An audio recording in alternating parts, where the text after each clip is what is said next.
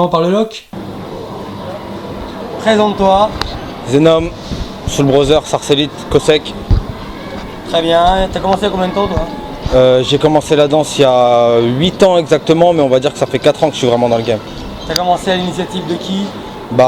J'ai commencé au départ, j'étais dans un collège, j'ai changé de collège entre temps, il y avait un atelier de danse, j'y suis allé et c'est là que j'ai rencontré Gilo. Ensuite j'ai commencé avec lui et il m'a fait connaître tous les autres, c'est-à-dire Cosni et tout ça. Et après, dans mon parcours en tant que danseur, j'ai continué avec Cosni. Tu fais partie de la première génération des Sarcellites? Oui, c'est ça. Très bien. Toi, dernièrement, j'ai vu que tu avais deux passions. Bon, en tout cas, moi j'en connais deux. La danse et notamment, je t'ai vu au platine. Ouais, c'est ça. Sur quelques événements. T'as commencé à combien de temps les platines? J'ai commencé il y a 1 ou 2 ans. De base, c'était juste un kiff. C'était juste un kiff. C'est juste un jour, j'ai vu que Oz mixait le Battle PV. Donc je lui ai demandé si moi je pouvais essayer un jour, si ça le dérangeait. Il m'a dit non. Il m'a dit vas-y, je te laisse y aller. Il m'a laissé faire, j'ai eu de bons rendus. Ensuite, Jimmy Milliard m'a produit au LRC. Ouais. D'ailleurs, gros big up à lui, car c'est grâce à lui en partie que je pense en être arrivé là. Merci à toi. C'est là où moi je t'ai connu, derrière les platines. D'ailleurs, merci à lui, gros big up à lui et à toute l'équipe RK. Et voilà, ensuite, de fil en aiguille, on m'a appelé pour les événements, Canon m'a appelé pour le Fusion, et puis voilà, depuis... Ah ouais, quand même, t'as gravi les échelons. Ouais, on va dire que ça c'est allé un petit peu trop vite, je m'attendais pas à ce que ça prenne autant d'ampleur en aussi peu de temps. Après, t'as du talent, après, les gens t'emploient, c'est comme ça. Hein. Merci, c'est gentil. En tout cas, j'essaie de faire le must pour que les danseurs puissent kiffer en battle. Vu que moi, ça m'arrivait trop de fois d'aller en battle et de me faire boycotter par le son, je me suis dit, ouais, je vais essayer de venir et de changer la donne. C'est comme ça que je pensais par rapport à 1000% à l'époque. Est-ce qu'il y a des DJ que tu aimes comme artiste personnellement? Alors moi particulièrement, déjà pour prendre une base, moi mon exemple en termes de DJ, celui qui m'a vraiment donné envie, il y en a deux. T'as Yuxon. Yuxon Hawk. Et t'as YG aussi parce que lui... YG le platine? Ouais, YG le platine. J'ai jamais vu dans quel événement. Parce que lui il est très discret, il fait une apparition, il sort des nouveaux trucs et après il part. Tu veux dire il est plus beatmaker ou DJ? YG en gros il est DJ quand ça le chante, il est DJ juste pour le kiff en fait. Il vient faire écouter aux gens ses sons et après il part. Je vois, donc là tu viens de lui lancer une petite news. Ouais. C'est un espèce de Mofac quoi. Exactement ouais. D'accord, et donc sauf que Mofac c'est vrai que lui il est vraiment derrière les platines dernièrement et que limite si demain il danse plus, il sera toujours derrière ses platines. Ouais. Et là on verra pour YG la suite des choses. Big up à lui. Toi, moi le jour où je t'ai vraiment reconnu c'est l'année dernière au Battle Bad, tu t'es levé pour aller chercher quelqu'un. Ouais, Paradoxe. Voilà, je me rappelle, et Paradoxe à l'époque, c'était quand même le blaze au niveau de l'international qui commence à faire beaucoup de bruit. Ouais, c'est ça. Il fallait avoir les couilles, on va pas se mentir. Pourquoi lui? Déjà, moi je pars du principe où j'habite à Sarcelles, il vient à Sarcelles. C'est l'accueillir. Voilà, moi je vois que ce temps-ci le mec il gagne tout, il a la dalle, donc sur le moment moi je me dis il est chez moi, j'aurais peut-être pas 2 occasions de danser contre lui, donc là on m'a donné l'opportunité, je l'ai pris direct. Donc une belle expérience. Ouais, franchement ouais. Et ça c'est un trait de caractère propre à tous les Sarcellites d'aller chercher des gens? Ouais, c'est exactement ça, nous notre mentalité parle comme ça, c'est-à-dire que si on a un problème avec quelqu'un dans la danse et non pas dans la vraie vie, car là ça se réglerait autrement, si on a un problème avec quelqu'un on le prend direct et puis ça se règle. Si on gagne tant mieux, c'est réglé, et si on perd on retourne à la salle et on va bosser, c'est comme ça que ça se passe. Et si demain tu devais affronter quelqu'un, s'il y a quelqu'un que tu aimerais affronter? Franchement j'ai pas de nom particulier, mais s'il y a des personnes contre qui j'aime vraiment bien danser et contre qui je veux danser, c'est les Allemands et les Belges, parce que contrairement aux Français, vu que ce temps-ci on se rencontre tous dans les battles, vu qu'il y a tout le temps les mêmes têtes maintenant, il n'y a qu'à l'étranger qu'on peut vraiment se fighter et repousser nos limites, donc du coup ouais, moi je dirais les Belges ou les Allemands. J'avoue, il y aura toujours une sacrée histoire entre l'Allemagne et les Sarcellites. Ah ouais, depuis l'histoire avec Gilo tu parles? Ouais, je vous suis, je vous suis tout, ça je vois. Ah ouais. Regarde tout. Non mais ça s'est fait comme ça, notre gars il a juste gagné un battle et de là ça a fait toute une polémique, donc on se doit d'être derrière lui. Mais moi je suis content qu'il y ait une guerre entre la France et l'Allemagne, parce que ça redonne une dimension, ça galvanise un peu tout le monde. Ouais, moi je dirais que ça a relancé le game en quelque sorte, parce que maintenant il y a beaucoup d'alliances et beaucoup d'affinités qui se créent ce temps-ci, je peux remarquer. Et je vois que plein de nouveaux de la nouvelle génération rentrent dans plusieurs groupes, créent des alliances, font des battles ensemble, en gros vraiment kiffent ensemble. Alors qu'il y a 1 an ou 2 ans de ça, c'était pas comme ça, sur Paname c'était la guerre et puis voilà. Maintenant ça a évolué, tant mieux. Maintenant on fait la guerre aux étrangers, pas en France, pas les uns contre les autres. Du coup, je pense que c'est mieux. Tu prends plus de plaisir à être DJ ou danser? Franchement danser. Quand je vois mes gars monter, j'ai envie de monter avec eux. j'ai envie de monter avec eux, c'est sûr. Après, c'est vrai que derrière les platines, je suis bien aussi parce que je kiffe. C'est moi, je mets le son, les gens ils kiffent, j'ai des bons rendus, après, ça fait plaisir. Est-ce que tu as une actualité pour être DJ prochainement? Une actualité. Alors, Il y a des prochaines dates où on va te voir? alors oui, il y a le Battle RBH à Goussainville, c'est le 9 novembre. Il y a le Melting J le 30 novembre, Battle Sarcellite. D'ailleurs, j'espère que vous viendrez nombreux. Putain, vous tombez le même jour que LKS, mec. Ah mince. J'avoue, je peux le dire. Ah bon, on verra au final comment les gens choisiront leur battle. Hein. Après, moi je pense que les gens ils vont y aller plus par rapport à la proximité peut-être. Peut-être, faut voir. Hein. Après, Sarcelles, c'est pas loin, vous savez, un RERD, c'est vite fait. Très bien. Voilà, c'est un message. Et il y a le Breakneck aussi qui est en décembre. 6 décembre. Ouais, il y a le Breakneck qui est en décembre. T'as quand même des bonnes petites dates quand même. Bah, on essaye. Hein. Voilà, bah tant mieux, bah, tu montes, tu grappilles les échelons au fur et à mesure.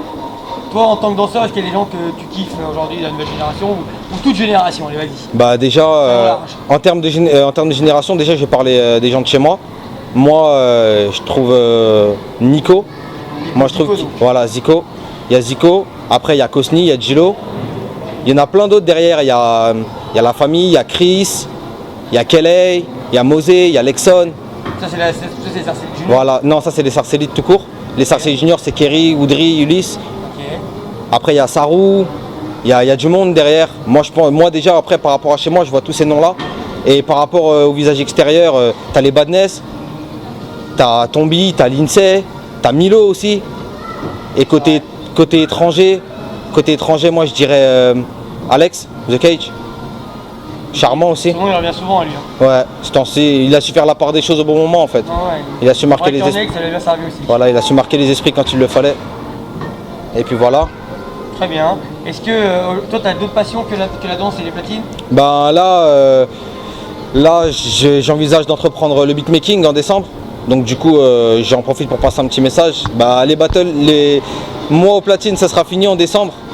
Donc du coup, je mixerai que sur les événements sur lesquels je serai posté. Donc voilà. Et j'envisage d'entreprendre le son. Donc je vais commencer à faire mes productions pour que dans mes battles futurs. Est-ce qu'il y a des choses qui te dérangent dans la culture hip-hop? Oui, c'est que malheureusement de nos jours, les gens n'arrivent pas à dissocier vraie vie et game. C'est-à-dire que... Les gars, ils ont encore la haine contre toi après le battle.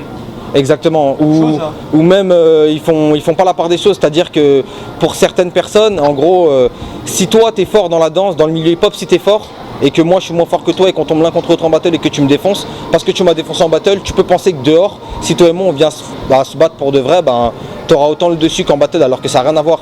C'est deux milieux différents. Vous dire à la base, si vous faites un battle, c'est pour pas vous battre. Oui, c'est justement ça. À la base, la culture hip-hop, c'est du positif. Mais bon, malheureusement, c'est pas tout le monde qui voit les choses comme ça. Il y en a beaucoup qui se mélangent dans ça et qui se perdent, c'est dommage.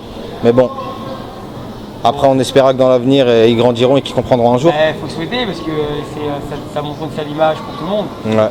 Ça les rend pas meilleurs, hein, c'est sûr. Toi aujourd'hui, est-ce qu'on pourrait dire que Cosni c'est un peu votre leader?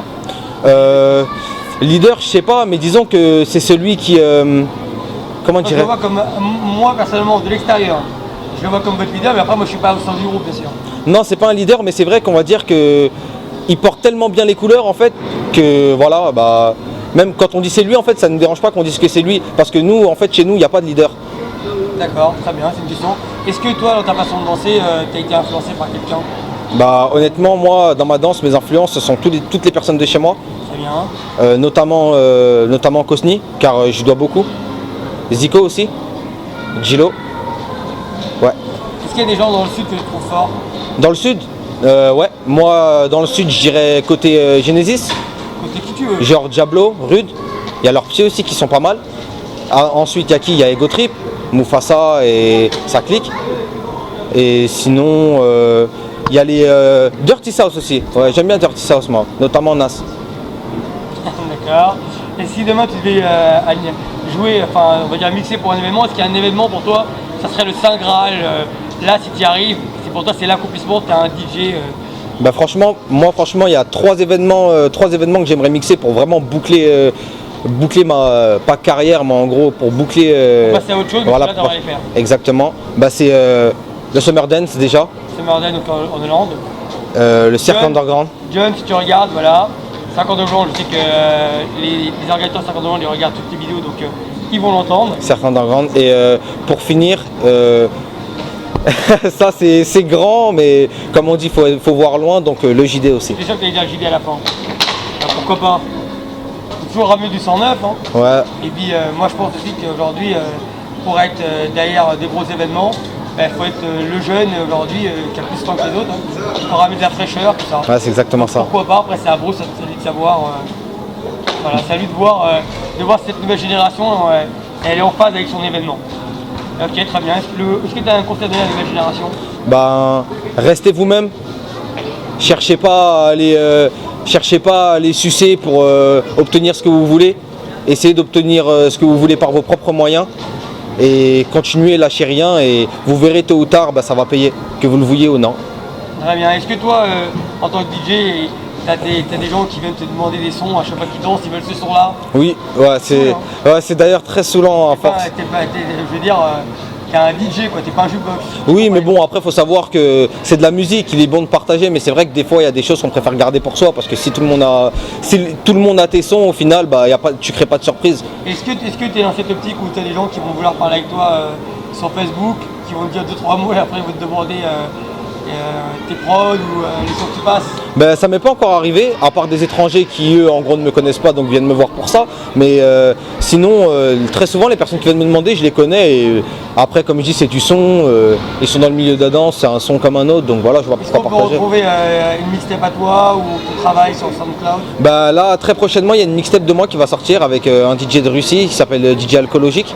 Je vais sortir une mixtape avec lui qui sortira très prochainement. Je pense pour fin 2014. Encore en hip-hop? Ouais. Très bien, pour savoir. Donc voilà. On reste dans les bacs et on suit cette histoire. Je te remercie. De rien. La fin, ça sera une dédicace. Dédicace à tous mes sarcélites. Dédicace à tous les mecs de la nouvelle génération, genre Badness et tout le tralala. Voilà, c'est fait. Sarcélite, ma gueule, on est là.